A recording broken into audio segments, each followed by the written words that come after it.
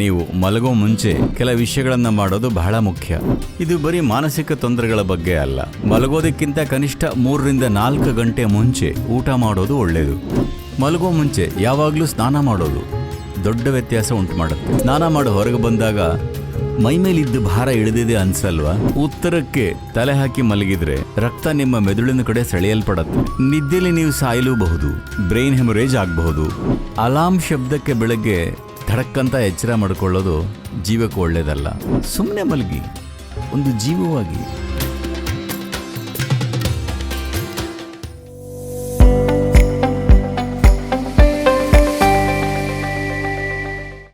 ನಿಮ್ಮಲ್ಲಿ ಎಷ್ಟು ಜನಕ್ಕೆ ಹೀಗಾಗಿದೆ? ಒಂದು ಬೆಳಗ್ಗೆ ಎದ್ದಾಗ ಯಾವುದೇ ಕಾರಣ ಇಲ್ಲದೆ ನಿಮಗೆ ಅಸಹ್ಯ ಅನಿಸುತ್ತೆ. ಇದು ವರ್ಷದಲ್ಲಿ ಕಡಿಮೆ ಅಂದರೆ 2-3 ಸರ್ತಿ ಆಗ್ತಿರೋದು ಹೌದಾದರೆ ನೀವು ಮಲಗೋ ಮುಂಚೆ ಕೆಲ ವಿಷಯಗಳನ್ನು ಮಾಡೋದು ಬಹಳ ಮುಖ್ಯ. ಯಾಕಂದರೆ ನಿಮಗೆ ಅರ್ಥ ಆಗಬೇಕು, ನೀವು ನಿದ್ದೆನಲ್ಲಿ ಅರಿವಿಲ್ಲದೆ ತುಂಬ ನಕಾರಾತ್ಮಕ ಅಥವಾ ಸಕಾರಾತ್ಮಕ ವಿಷಯಗಳಿಗೆ ಕಾವು ಕೊಡಬಹುದು. ಹಿತವಾದ್ದು ಅಥವಾ ಅಹಿತವಾದ್ದು ನಿದ್ದೆನಲ್ಲಿ ಪರಿಣಾಮಕಾರಿಯಾಗಿ ಏನೂ ಅಡಚಣೆ ಇಲ್ಲದೆ ಬೆಳೆಸಬಹುದು. ದಿನದಲ್ಲೂ ಬೆಳೆಸಬಹುದು, ಆದರೆ ತುಂಬ ಅಡಚಣೆಗಳಿರುತ್ತವೆ. ಅದು ಅಷ್ಟು ಪರಿಣಾಮಕಾರಿಯಾಗಲ್ಲ. ಆದರೆ ನಿಮಗೆ ನಿರ್ದಿಷ್ಟ ರೀತಿಯಲ್ಲಿ ನಿದ್ದೆಗೆ ಜಾರೋ ಪ್ರವೃತ್ತಿ ಇದ್ದು ಬೆಳಗ್ಗೆ ಎದ್ದಾಗ ಅಸಹ್ಯ ಅನಿಸಿದ್ರೆ ಯಾವುದೇ ಕಾರಣನೂ ಇಲ್ಲದೆ, ಅದರರ್ಥ ನೀವು ರಾತ್ರಿ ಹೊತ್ತಿನಲ್ಲಿ ವಿಷಯಗಳಿಗೆ ಚೆನ್ನಾಗಿ ಕಾವು ಕೊಡ್ತಿದ್ದೀರಾ. ಕೆಟ್ಟ ಮೊಟ್ಟೆಗಳು. ಇದು ಬರೀ ಮಾನಸಿಕ ತೊಂದರೆಗಳ ಬಗ್ಗೆ ಅಲ್ಲ.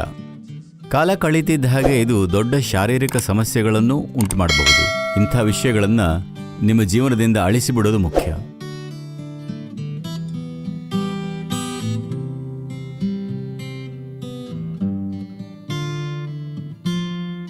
ಆದ್ದರಿಂದ ರಾತ್ರಿ ಮಲಗೋ ಮುಂಚೆ ನೀವು ಗಮನ ಹರಿಸಬೇಕಾಗಿರೋ ಕೆಲ ವಿಷಯಗಳಿವೆ.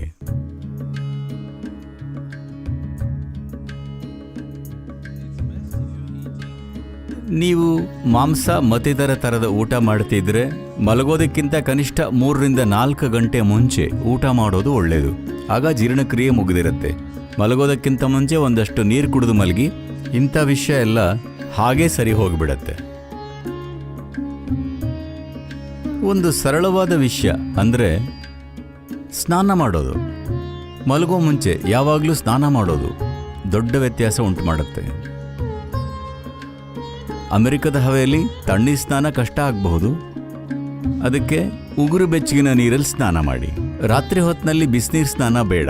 ಉಗುರು ಬೆಚ್ಚಗಿನ ನೀರು ಅದು ನಿಮ್ಮನ್ನು ಚುರುಕುಗೊಳಿಸುತ್ತೆ. ಹಾಗಾಗಿ ನನಗೆ ನಿದ್ದೆ ಬರಲ್ಲ ಅಂದ್ಕೋತೀರಾ, ಪರವಾಗಿಲ್ಲ. ನೀವು 1/4 ಗಂಟೆ ಅರ್ಧ ಗಂಟೆ ತಡವಾಗಿ ಮಲಗಿದ್ರೂ ಚೆನ್ನಾಗಿ ಮಲಗ್ತೀರಾ. ಯಾಕಂದರೆ ಅದು ಕೆಲ ವಿಷಯಗಳನ್ನು ತೆಗೆದುಹಾಕತ್ತೆ. ನೀವು ಸ್ನಾನ ಮಾಡಿದಾಗ ನೀವು ಸ್ವಚ್ಛ ಮಾಡ್ತಿರೋದು ಚರ್ಮದ ಕೊಳೆ ಮಾತ್ರ ಅಲ್ಲ. ನೀವು ಗಮನಿಸಿದ್ದೀರಾ? ನಿಮಗೆ ತುಂಬ ಒತ್ತಡ ಆತಂಕ ಅನ್ನಿಸಿದಾಗ ಸ್ನಾನ ಮಾಡಿ ಹೊರಗೆ ಬಂದಾಗ ಮೈಮೇಲಿದ್ದ ಭಾರ ಇಳಿದಿದೆ ಅನ್ಸಲ್ವಾ? ಇದನ್ನು ಗಮನಿಸಿಲ್ವಾ? ಹಾಗಾಗಿ ಇದು ಬರೀ ಮೈ ತೊಳೆಯೋದ್ರ ಬಗ್ಗೆ ಅಲ್ಲ. ನೀರು ಮೈ ಮೇಲೆ ಹರ್ಕೊಂಡು ಹೋದಾಗ ಇನ್ನೂ ಏನೇನೋ ಆಗತ್ತೆ. This shower is a very rudimentary bhuti shuddhi. ಸ್ನಾನ ಬಹಳ ಪ್ರಾಥಮಿಕ ಮಟ್ಟದ ಭೂತ ಶುದ್ಧಿ. ಯಾಕಂದ್ರೆ ನಿಮ್ಮ ದೇಹದ 70%ಗೂ ಹೆಚ್ಚು ನೀರು. ಮೈ ಮೇಲೆ ನೀರು ಹಾಕಿದಾಗ ಚರ್ಮವನ್ನ ಸ್ವಚ್ಛಗೊಳಿಸೋದನ್ನು ಮೀರಿದ ಶುದ್ಧೀಕರಣವಾಗತ್ತೆ. ಮಾಡಬೇಕು ಅಂತಿದ್ರೆ ನೀವು ಇನ್ನೊಂದು ಮಾಡಬಹುದು. ಸಾವಯವ ಎಣ್ಣೆಯ ದೀಪ ಹಚ್ಚಿ, ಹತ್ತಿಯ ಬತ್ತಿ ಮತ್ತು ಯಾವುದಾದ್ರೂ ಎಣ್ಣೆ. ಇಲ್ಲೇನು ಬಳಸ್ತೀರಾ ಅಡುಗೆಗೆ? ಅಗಸೆ ಬೀಜದ ಎಣ್ಣೆ, ಅಕ್ಕಿ ಹೊಟ್ಟಿನ ಎಣ್ಣೆ ಅಥವಾ ಎಳ್ಳೆಣ್ಣೆ. ನಿಮ್ಮ ಹತ್ರ ಏನಿದೆ? Olive oil. ಸರಿ. ಹತ್ತಿಯ ಬತ್ತಿ ಜೊತೆ ಯಾವುದಾದ್ರೂ ನೈಸರ್ಗಿಕ ಎಣ್ಣೆಯ ಒಂದು ಸಣ್ಣ ದೀಪ ಉರಿಸಿ. ನೀವು ಮಲಗೋ ಕೋಣೆಯಲ್ಲಿ ಒಂದು ಕಡೆ. ಈ ವಿಷಯಗಳೆಲ್ಲ ಸಂಪೂರ್ಣವಾಗಿ ಮಾಯ ಆಗುತ್ತೆ ನೋಡಿ. ಒಂದು ಮಂತ್ರ ಹೇಳ್ಬೋದು. ಅಥವಾ ರಾತ್ರಿಯ ಯೋಗಾಭ್ಯಾಸಗಳಿವೆ. ಮಲಗಕ್ಕೆ ಮುಂಚೆ ಹಾಸಿಗೆ ಮೇಲೆ ಕೂತು ಈ ಅಭ್ಯಾಸ ಮಾಡಿ. ನಿಮಗೆ ಈಶಕ್ರಿಯೆ ಮಾಡಬೇಕು ಅಂತಿದ್ರೆ ಅದು ಇಂಟರ್ನೆಟ್ನಲ್ಲಿ ಲಭ್ಯ ಇದೆ. ಸಾಮಾನ್ಯವಾಗಿ ಭಾರತದಲ್ಲಿ ಉತ್ತರಕ್ಕೆ ತಲೆ ಹಾಕಿ ಮಲಗಬಾರ್ದು ಅಂತ ಹೇಳ್ತಾರೆ. ನಿಮಗೆ ಗೊತ್ತಾ ಇದು? ನೀವು ಉತ್ತರಕ್ಕೆ ತಲೆ ಹಾಕಿ ಮಲಗಿದ್ರೆ ರಾತ್ರಿ ನೀವು ಅಡ್ಡವಾದ ಭಂಗಿಯಲ್ಲಿದ್ದಾಗ ನಿಧಾನವಾಗಿ ರಕ್ತ ನಿಮ್ಮ ಮೆದುಳಿನ ಕಡೆ ಸೆಳೆಯಲ್ಪಡತ್ತೆ. ಮೆದುಳಿನಲ್ಲಿ ತುಂಬ ರಕ್ತ ಪರಿಚಲನೆ ಆಗ್ತಿದ್ದಾಗ ನಿಮಗೆ ನೆಮ್ಮದಿಯಿಂದ ನಿದ್ದೆ ಮಾಡೋದಕ್ಕಾಗಲ್ಲ. ನಿಮಗೇನಾದರೂ ಹುಟ್ಟಿನಿಂದಲೇ ಮೆದುಳಿನಲ್ಲಿ ದುರ್ಬಲತೆಗಳಿದ್ದರೆ ಅಥವಾ ನಿಮಗೆ ವಯಸ್ಸಾಗಿದ್ದರೆ ನಿದ್ದೆಯಲ್ಲಿ ನೀವು ಸಾಯಲೂಬಹುದು, ಬ್ರೈನ್ ಹೆಮರೇಜ್ ಆಗಬಹುದು. ಯಾಕಂದರೆ ಮೆದುಳಿಗೆ ಹೆಚ್ಚು ರಕ್ತ ಹರಿತಿರತ್ತೆ. ಅಲ್ಲಿ ರಕ್ತನಾಳಗಳು ಕೂದಲಿನ ಥರ ಇರುತ್ತೆ. ಅಯಸ್ಕಾಂತೀಯ ಸೆಳೆತದಿಂದ ಹೆಚ್ಚು ರಕ್ತ ಹೋಗ್ತಿರತ್ತೆ. ನೀವು ಲಂಬವಾದ ಭಂಗಿಯಲ್ಲಿದ್ದರೆ ಹೀಗಾಗಲ್ಲ. ನೀವು ಅಡ್ಡವಾದ ಕೂಡಲೇ ತಲೆಗೆ ಈ ಸೆಳೆತ ಎಷ್ಟು ಹೆಚ್ಚಿರುತ್ತೆ ಅಂದರೆ ನಿಧಾನವಾಗಿ ರಕ್ತ ಮೆದುಳಿನ ಕಡೆ ಹರಿಯಕ್ಕೆ ಪ್ರಯತ್ನಿಸುತ್ತೆ. ಇದನ್ನು ತಪ್ಪಿಸೋದಕ್ಕೆ ಇದು ಉತ್ತರ ಗೋಳಾರ್ಧದಲ್ಲಿ ಮಾತ್ರ ನಿಜ. ನೀವು ಆಸ್ಟ್ರೇಲಿಯಾಗೆ ಹೋದರೆ ಅಲ್ಲಿ ದಕ್ಷಿಣಕ್ಕೆ ತಲೆ ಹಾಕಬಾರ್ದು. ಭಾರತದಲ್ಲಿದ್ದರೆ ನೀವು ಉತ್ತರಕ್ಕೆ ತಲೆ ಹಾಕಬಾರ್ದು. ಬೇರೆ ಯಾವ ಕಡೆ ತಲೆ ಹಾಕಿದ್ರೂ ಪರವಾಗಿಲ್ಲ. ಇದನ್ನು ಮನಸ್ಸಲ್ಲಿಟ್ಕೊಳ್ಳಿ. ನೀವು ನಿಜವಾಗ್ಲೂ ನಶ್ವರರು, ಸರಿನಾ? ಬರೀ ಮಾತಲ್ಲಲ್ಲ, ನಿಜವಾಗ್ಲೂ ನೀವು ಈಗಲೇ ಸತ್ತು ಬೀಳಬಹುದು. ನೀವು ಚಿಕ್ಕವರೋ ವಯಸ್ಸಾದವರೋ ಮುಖ್ಯ ಅಲ್ಲ, ನೀವು ಈಗಲೇ ಸತ್ತು ಬೀಳಬಹುದು. ಹೌದೋ ಅಲ್ವೋ? ನೀವು ಮಲಗೋ ಮುಂಚೆ ಹಾಸಿಗೆ ಮೇಲೆ ಕೂತು ಇದು ನಿಮ್ಮ ಮರಣಶಯ್ಯೆ ಅಂದುಕೊಳ್ಳಿ. ನಿಮಗೆ ಇನ್ನೊಂದು ನಿಮಿಷ ಮಾತ್ರ ಇದೆ. ನೀವು ಇವತ್ತೇನು ಮಾಡಿದ್ರಿ ಅಂತ ಮೆಲುಕು ಹಾಕಿ. ಅದಕ್ಕೇನಾದರೂ ಮೌಲ್ಯ ಇತ್ತಾ? ಈ ಒಂದು ಸರಳ ಅಭ್ಯಾಸ ಮಾಡಿ.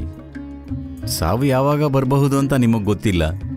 ನೀವು ಕೂತಾಗ ಸಾವು ಬರುತ್ತೋ ಅಥವಾ ಆಸ್ಪತ್ರೆಯಲ್ಲಿ ಏನೇನೋ ನಳಕೆ ಹಾಕ್ಕೊಂಡಿರ್ತೀರೋ, ಹೇಗಾಗತ್ತೆ ಯಾರಿಗೆ ಗೊತ್ತು? ಆದರೆ ಇದನ್ನು ಪ್ರತಿದಿನ ಆನಂದಿಸಿ. ನಿಮ್ಮ ಮರಣಶಯ್ಯೆ ಮೇಲೆ ಕೂತು ಕಳೆದ 24 ಗಂಟೆಗಳನ್ನು ನಾನು ಹೇಗೆ ನಿಭಾಯಿಸಿದೆ, ಅದಕ್ಕೇನಾದರೂ ಮೌಲ್ಯ ಇದೆಯಾ ಅಂತ ನೋಡಿ. ಯಾಕಂದರೆ ನಾನೀಗ ಸಾಯ್ತಿದ್ದೀನಿ. ನೀವು ಹೀಗೆ ಮಾಡಿದರೆ ನೀವು ಯೋಗ್ಯವಾದ ಬದುಕನ್ನು ಬಾಳ್ತೀರಾ. ನೀವೆಲ್ಲರೂ ಪ್ರತಿ ರಾತ್ರಿ ಮಲಗೋದಕ್ಕೆ ಮುಂಚೆ ಇದನ್ನು ಮಾಡಬೇಕು. ಕೊನೆ 3 ನಿಮಿಷ ನೀವು ಶೇಖರಿಸಿರೋ ಎಲ್ಲವನ್ನು, ದೇಹ, ಮನಸ್ಸಿನ ವಿಷಯಗಳು, ವಸ್ತುಗಳು, ಸಣ್ಣ ವಿಷಯಗಳನ್ನು ನಿರ್ಲಕ್ಷಿಸಬೇಡಿ. ಇಂಥವೇ ದೊಡ್ಡ ವಿಷಯಗಳು. ನಾನು ನೋಡಿದ್ದೀನಿ, ಜನ ಅವರದ್ದೇ ಆದ ಒಂದು ದಿಂಬು ತಗೊಂಡು ಬರ್ತಾರೆ. ಯಾಕಂದರೆ ಅದು ಬಹಳ ಮುಖ್ಯ. ನಿಮ್ಮ ದಿಂಬು, ನಿಮ್ಮ ಚಪ್ಪಲಿ, ನಿಮ್ಮ ಸಂಬಂಧಗಳು, ನೀವು ಶೇಖರಿಸಿರೋ ಎಲ್ಲವನ್ನೂ ಪಕ್ಕಕ್ಕಿಟ್ಟು ಮಲಗಿ.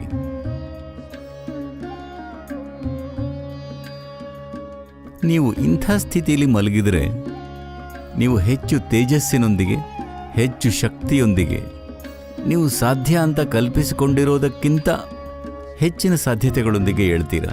ಸುಮ್ಮನೆ ಮಲಗಿ. ಒಂದು ಜೀವವಾಗಿ.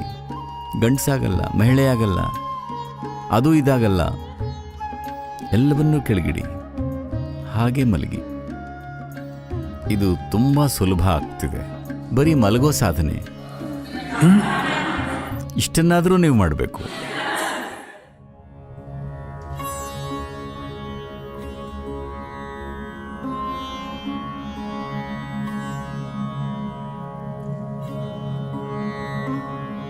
ಯಾವ ರೀತಿಯ ಸದ್ದಿನಿಂದ ನಿಮಗೆ ಎಚ್ಚರ ಆಗುತ್ತೆ ಅನ್ನೋದು ಹಲವಾರು ವಿಧಗಳಲ್ಲಿ ನಿಮ್ಮ ದಿನದ ಸಂದರ್ಭಗಳನ್ನು ಮತ್ತು ನಿಮ್ಮ ಜೀವನದ ಭವಿಷ್ಯವನ್ನು ನಿರ್ಧರಿಸುತ್ತೆ.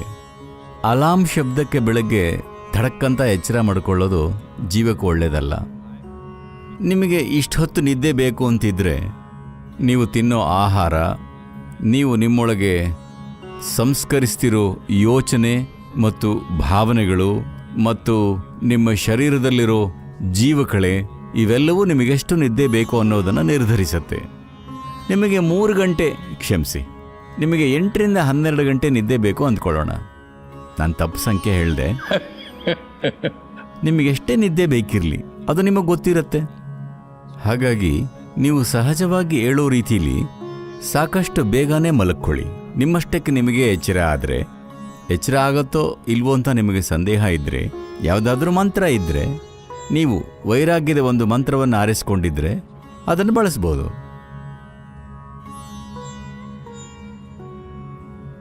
ನಿಮ್ಮ ಜೀವ ವ್ಯವಸ್ಥೆಯಲ್ಲಿ ಒಂದು ಮುಖ್ಯವಾದ ಅಂಗ ಅಂದರೆ ಹೃದಯ. ನಿಮ್ಮ ರಕ್ತ ಚಲನೆಗೆ ಪಂಪಿಂಗ್ ಸ್ಟೇಷನ್. ಅದು ದೇಹದಲ್ಲಿಡೀ ಜೀವ ಹರಿಯೋ ಥರ ಮಾಡುತ್ತೆ. ಇದೊಂದು ಆಗದಿದ್ದರೆ ಏನೂ ಆಗಲ್ಲ. ಇದು ಆರಂಭವಾಗೋದು ಎಡಗಡೆಯಿಂದ. ಹಾಗಾಗಿ ಭಾರತದಲ್ಲಿ ಹೇಳ್ತಾರೆ, ನೀವು ಎದ್ದೇಳುವಾಗ ಬಲಕ್ಕೆ ತಿರುಗಿ ಏಳಬೇಕು ಅಂತ ಹೇಳಿದಾರ. ಎಡಗಡೆಗೆ ತಿರುಗಿ ಎದ್ರೆ ನಿಮಗೆ ಕೆಟ್ಟದಾಗುತ್ತೆ ಹೇಳಿದಾರ. ಕೆಟ್ಟದ್ದು ಅಂದರೆ ಹಾಗಲ್ಲ. ನೀವು ಒಂದು ವಿಶ್ರಾಂತಿಯ ಸ್ಥಿತಿಯಲ್ಲಿದ್ದಾಗ, ದೇಹ ವಿಶ್ರಾಂತಿಯಲ್ಲಿದ್ದಾಗ ಮೆಟಬಾಲಿಸಮ್ ಕಡಿಮೆ ಇರುತ್ತೆ. ನೀವು ಎದ್ದಾಗ ಚಟುವಟಿಕೆ ಹೆಚ್ಚಾಗತ್ತೆ. ಅದಕ್ಕೆ ಭಾರತದಲ್ಲಿ ಇದೆಲ್ಲ ನಿಮ್ಮ ಜೀವನದಲ್ಲಿ ಅಂತರ್ಗತವಾಗಿದೆ. ಈಗ ಬಿಸಾಕ್ತಿದ್ದೀರಾ. ಜೀವನದ ವಿಜ್ಞಾನ ಅಂತರ್ಗತವಾಗಿದೆ. ಬೆಳಗ್ಗೆ ನಿಮಗೆ ಎಚ್ಚರವಾದಾಗ ಅಂಗೈಗಳನ್ನು ಉಜ್ಜಿಕೊಂಡು ಹೀಗೆ ನೋಡಬೇಕು ಅಂತಿದ್ದಾರೆ. ಬರೀ ನೋಡೋದಲ್ಲ, ಅದನ್ನು ಕಣ್ಣ ಮೇಲಿಡಬೇಕು. ಹೀಗೆ ಮಾಡಿದರೆ ದೇವರು ಕಾಣಿಸ್ತಾರೆ ಅಂದರು. ಇದು ದೇವರನ್ನು ನೋಡೋ ಬಗ್ಗೆ ಅಲ್ಲ. ಅಂಗೈಗಳನ್ನು ಉಜ್ಜಿದ್ರೆ ಅಂಗೈಗಳಲ್ಲಿ ಹಲವಾರು ನರಗಳ ತುದಿಗಳಿವೆ. ಇದನ್ನು ಮಾಡಿದರೆ ಜೀವ ವ್ಯವಸ್ಥೆ ಕೂಡಲೇ ಎಚ್ಚರಗೊಳ್ಳುತ್ತೆ. ನಿದ್ರೆ ಬರ್ತಾ ಇದ್ದಾಗ ಇದನ್ನು ಮಾಡಿ ನೋಡಿ, ಎಲ್ಲ ಎಚ್ಚರಗೊಳ್ಳುತ್ತೆ. ಹಾಗಾಗಿ ಬೆಳಗ್ಗೆ ದೇಹವನ್ನು ಚಲಿಸುವ ಮೊದಲು ಅದನ್ನು ಮೊದಲು ಎಚ್ಚರ ಮಾಡಿಸಿ, ಆಮೇಲೆ ಕಣ್ಣು ಮೇಲಿಡಿ. ಕೂಡಲೇ ಹಲವಾರು ನರಗಳು, ಕಣ್ಣಿಗೆ ಜೋಡಣೆ ಆಗಿರೋ ಅಂಥವು ಮತ್ತಿತರ ಇಂದ್ರಿಯಗಳದ್ದು ಎಚ್ಚರಗೊಳ್ಳುತ್ತೆ. ನಿಮ್ಮ ದೇಹವನ್ನು ಚಲಿಸುವ ಮೊದಲು ದೇಹ ಮತ್ತು ಮೆದುಳು ಆಕ್ಟಿವ್ ಆಗಬೇಕು. ಪೆದ್ರಾಗಿ ಏಳಬಾರ್ದು ಅಂತ ಗೊತ್ತಾಯ್ತಾ?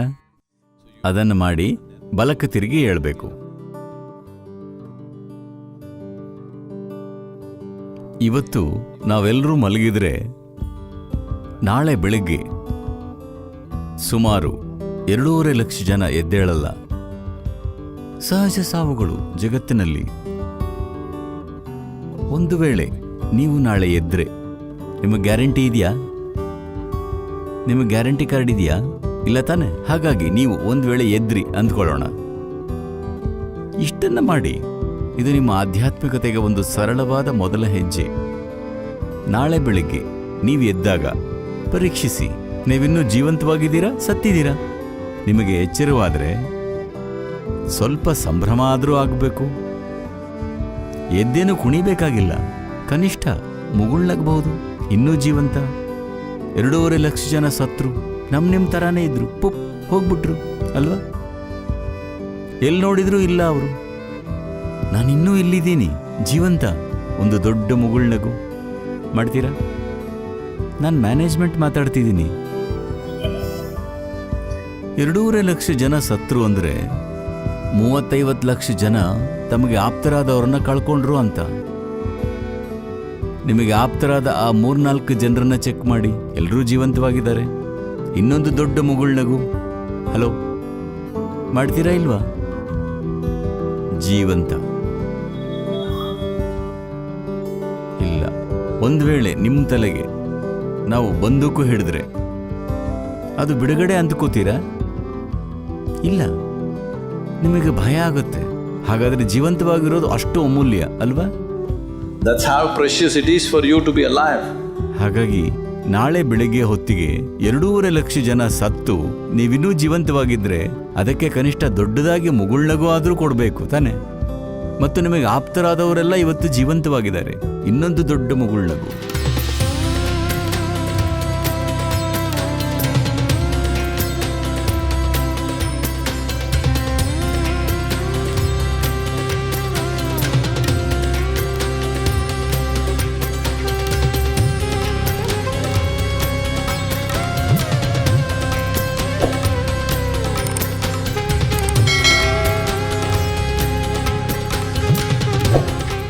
ಲೇಟೆಸ್ಟ್ ಹಾಗೂ ಇಂಟ್ರೆಸ್ಟಿಂಗ್ ಸುದ್ದಿಗಳಿಗಾಗಿ ಬಾಸ್ ಟಿವಿ ಕನ್ನಡ ಚಾನೆಲ್ನ ಸಬ್ಸ್ಕ್ರೈಬ್ ಮಾಡಿ. ಹಾಗೆಯೇ ಬೆಲ್ ಐಕಾನ್ ಪ್ರೆಸ್ ಮಾಡಿ. ಇದರ ಜೊತೆಗೆ ಫೇಸ್ಬುಕ್, ಇನ್ಸ್ಟಾಗ್ರಾಮ್, ಎಕ್ಸ್ನಲ್ಲೂ ಮಿಸ್ ಮಾಡದೆ ಫಾಲೋ ಮಾಡಿ.